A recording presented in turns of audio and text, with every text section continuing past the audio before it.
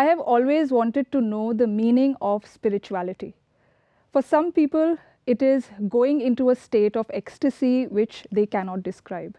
For some people, it is leaving the world to settle into a secluded corner. And for yet others, it is about rituals. As for me, I wanted a livable definition of spirituality, something that I can practice every day. And so I went on my own journey of spirituality. I read multiple theories, I listened to many lectures, and I interacted with spiritual people. And I have finally discovered that spirituality is not about numbing your mind. It is not about stopping your thinking process. Spirituality is rather using your mind to give a positive response to every situation that you face. And today I will share with you 4 principles that I believe shape a spiritual life. The first pillar of spirituality, as I call it, is embodied by the tree. Now we all know that the tree sheds its leaves in winter. But when spring comes, the tree is again lush green. But throughout its period of deprivation, when it is just dry wood, you see that the tree never sulks. It does not stop the passerby to demand from it to find it new leaves. On the contrary, the tree stands gracefully where it was, and it initiates a process within itself.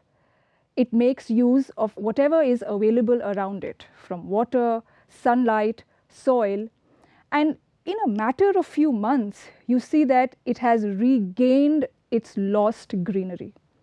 And this is the first formula of a spiritual life. And that is, if you want to complain, there's plenty that you will find to complain about in life. But the tree is telling us silently that your destiny is in your hands. Utilize your natural abilities. Trust your natural abilities. Don't waste time in lamenting. And soon you will realize that you have converted your potential into actuality. And you have reshaped your life, and you have absolutely no grievances to register against anyone. And this for me was the first and very powerful principle, the pillar of spirituality. The second pillar of spirituality for me is a lesson that I learned in the Arabian desert. This month I visited Dubai, and we also went one of the days to the desert just outside of Dubai. And before our car entered the desert, the driver of our car asked all of us to move out, and he deflated the tires. And I kept wondering why he did that. And I learned that some of the air has to be removed from the tires because the deflated tire has a wider footprint on sand, and it will be able to float more easily on the sand. On the contrary, in comparison, a fully inflated tire will dig itself in the sand and get stuck forever. And to me, this represented the second pillar of a spiritual life. Because the vehicle that you drive is yours, but the road that you drive on is not yours. You want a concrete road, but you end up with plain sand. So what do? You don't defiantly plunge into the sand and get stuck or drowned forever. On the contrary, you accept that, you make necessary adjustments, and you move ahead. So I learned that life does not always give us exactly what we want. And we cannot alter that reality. And we cannot even be angry about it. We have to accept that. We have to preserve our calm. And then I realized that being spiritual means that you live in peace in the midst of non-peace elements all around you. An Urdu poet beautifully encapsulates this reality. He says, गुलशन परस्त हूँ मैं, मुझे गुल ही नहीं अजीज़, कांटों से भी निभा किए जा रहा हूँ मैं. This means that I am an ardent admirer of gardens, but I don't only love flowers. I can live normally alongside thorns as well. Now, coming to the third pillar of spirituality, and a very vital one. I understood this as I observed my 1-year-old nephew.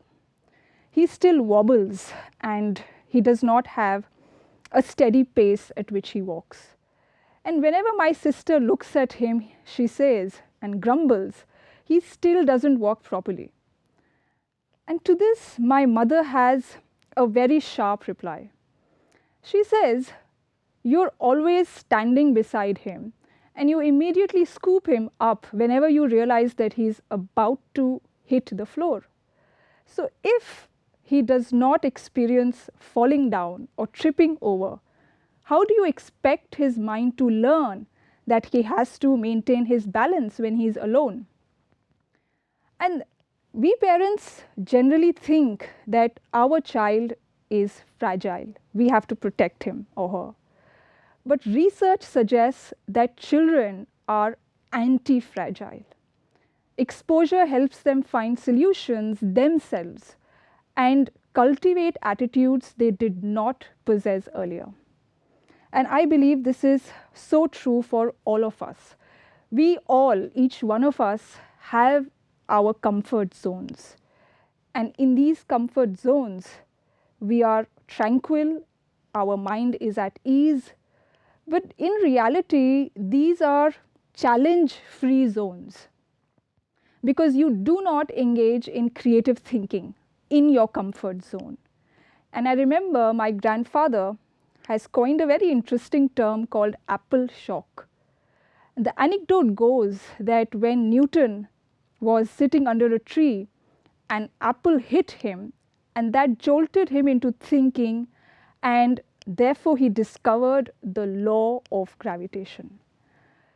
This reality makes me realize that when life throws apples at you, then that is a moment for you to think in novel ways.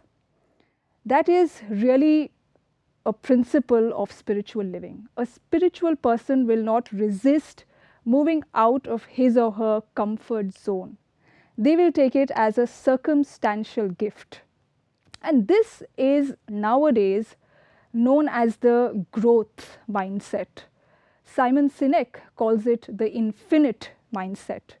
It means that you use every phase of your life, every situation that you encounter to enrich yourself, to develop new capabilities. You capitalize not only on your successes, but also on your failures. Now, the fourth and the final pillar of a spiritual life. Consider a situation when someone has provoked you and you explode. Someone says something offensive to you and you're terribly hurt deep down. Or someone behaves in a bad way and you are fired with the desire to take revenge. So your feelings are a living proof that you are living in a state of subjection. You have become what people want you to become. You have made them your masters. You are letting people dictate to you. A spiritual person will never let people dictate to him or her. And I remember the last advice that my grandfather, an Islamic scholar, gave to me. That was just weeks before his death. He said to me, you have to be very serious about discovering the role that you have to perform in life. And once you have discovered this role, you have to be very determined and firm on it. And in his words, he said, चाहे फतवा देने वाले तुम्हारे खिलाफ कितना भी फतवा देते रहें, बोलने वाले कितना भी बोलते रहें. He meant you will face opposition, but you have to face all opposition with grit. And this advice was so important for me because when people saw my work on social media, some of them said that when it comes to religion, we want a man's face. We don't want a woman's face. We don't want a woman speaking about Islam. So these were few people who wanted to break my spirit, and they were successful because initially I was extremely disheartened to the extent that I started reconsidering my decision. But then I remembered my grandfather's words, and I realized that someone is discouraging me and I am accepting their discouragement. I am playing into their hands, I am letting them dictate to me. So a spiritual person will never let people dictate to him or her.